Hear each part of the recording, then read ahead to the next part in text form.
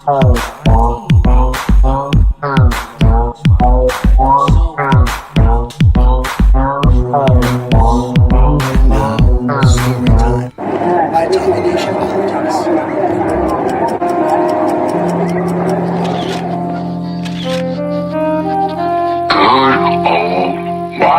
D.C.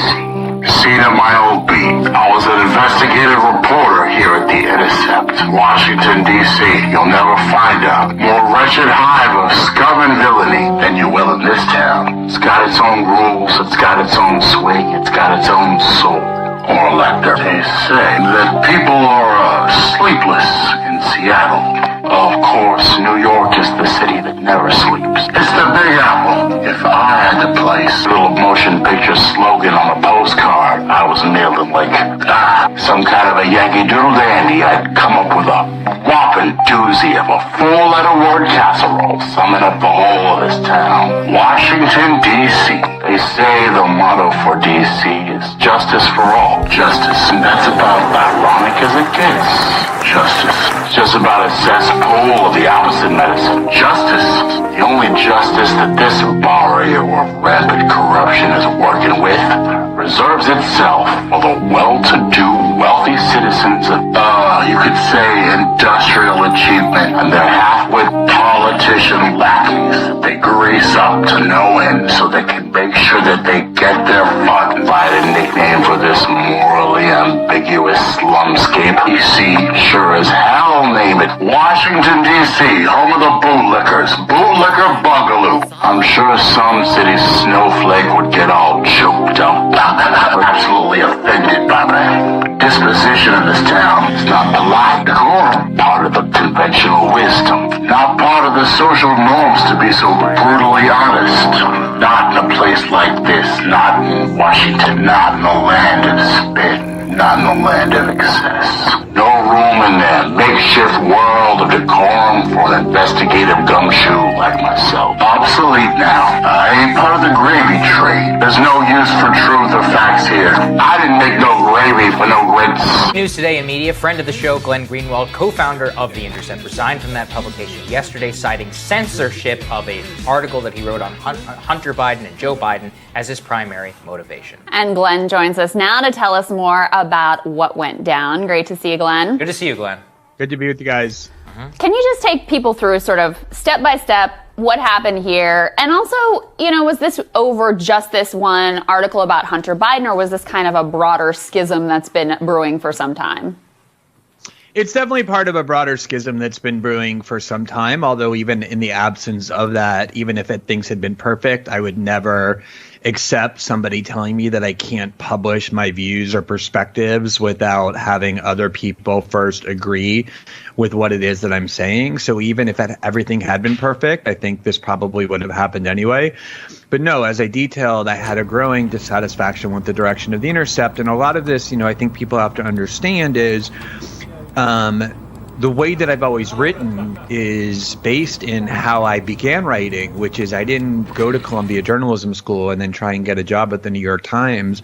I opened a blog for free in 2005 and just began expressing my views about what I was seeing in the Bush administration, the war on terror, and then I would hit publish. And that's how I built an audience, was because I was being so free in my expression and candid and about my tone and talking like a real human being.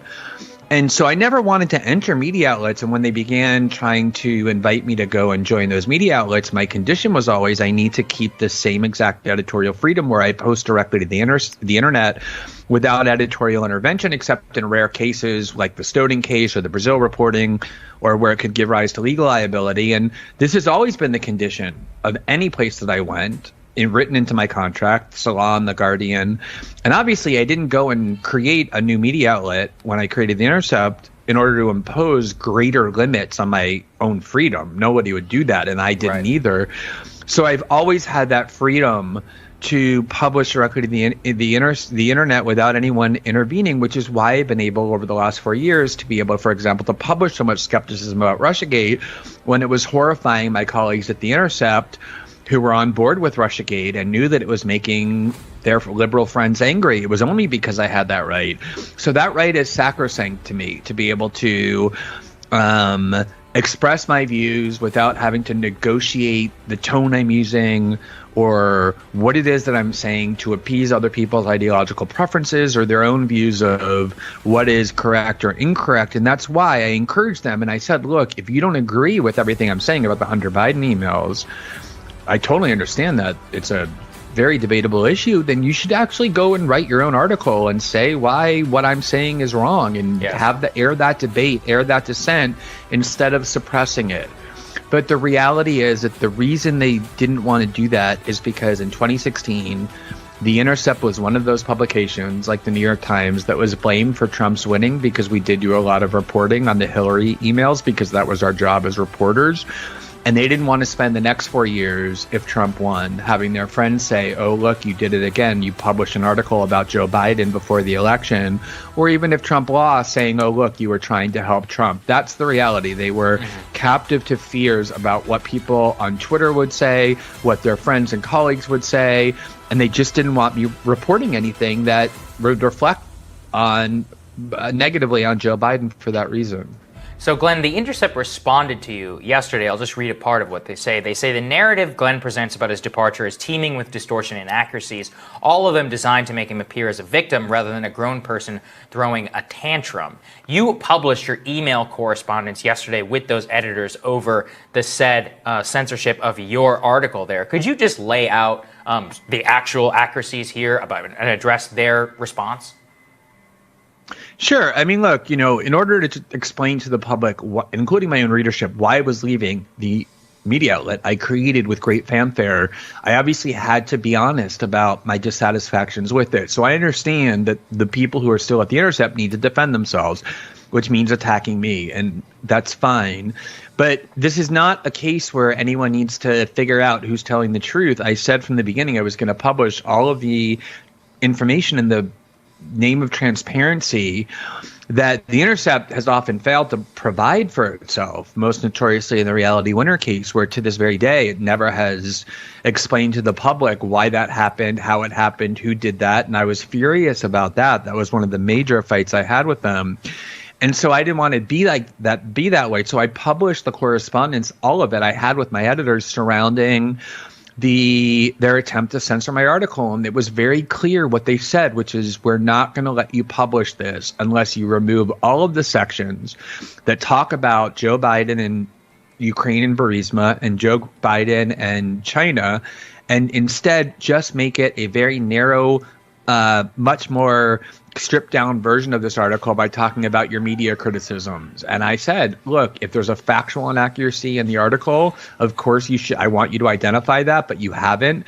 But I'm not going to take out the parts that are critical of Joe Biden and just make it a media critique, in part because on principle that's wrong, but also because the media critique that they didn't pursue this story aggressively enough makes no sense unless you explain why there's an important story here in the first place. And you can just see in the emails that was what they were saying. We're not going to publish this unless the sections about Biden are removed.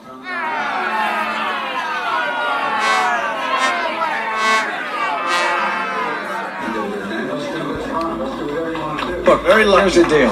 Talking points. Nope. A conventional wisdom of social norm. Walter Cronkite's Just the Facts Man has been replaced by hyper-partisan mumbo-jumbo designed to excite the recesses of every lizard brain in earshot. They told me to shut up. They told me to stop asking so many questions. Well, I couldn't stop, and I didn't. Now I'm out of a job. Unemployed. Took my old newspaper I co-founded, The Intercept. Took my newspaper right out from under me. Like I lost it while playing a game of Texas Hold'em. My friends who I thought would always have my back, gave me the not so pleasant shock of only watching their own backs.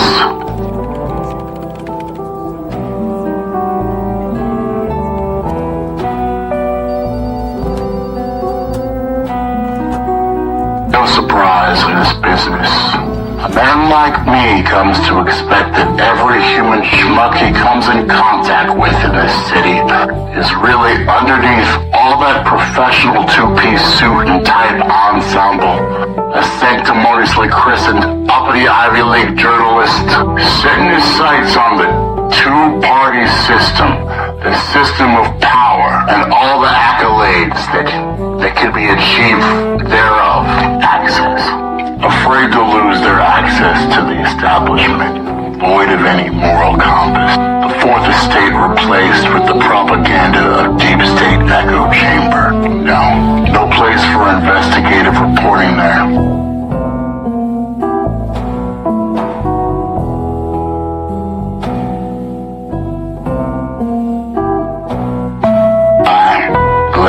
Greenwald. I'm now a dinosaur. I'm extinct. I just didn't know it yet.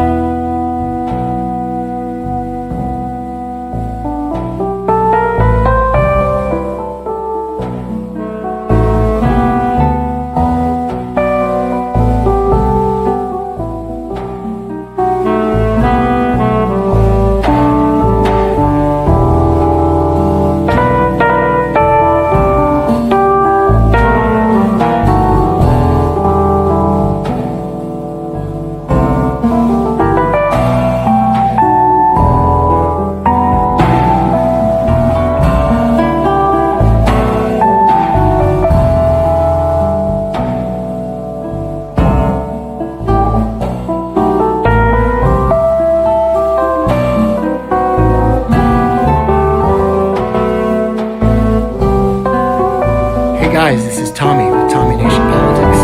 How's everyone doing today? Glenn Greenwald has thought a lot about that call. Greenwald is a traditional leftist. He's committed above all to forcing transparency on power. Years ago, Greenwald co-founded a news site called The Intercept. Today he resigned. In a statement, Greenwald explained why. Quote, "The Intercept's editors, in violation of my contractual right of editorial freedom, censored an article I wrote this week, refusing to publish it unless I removed all sections critical of Democratic presidential candidate Joe Biden, the candidate vehemently supported by all New York-based Intercept editors involved in this effort at suppression." And he went on. Greenwald's full statement is up tonight at an internet platform called Substack, which is not yet censored. No matter who you plan to vote for next week, we recommend that you read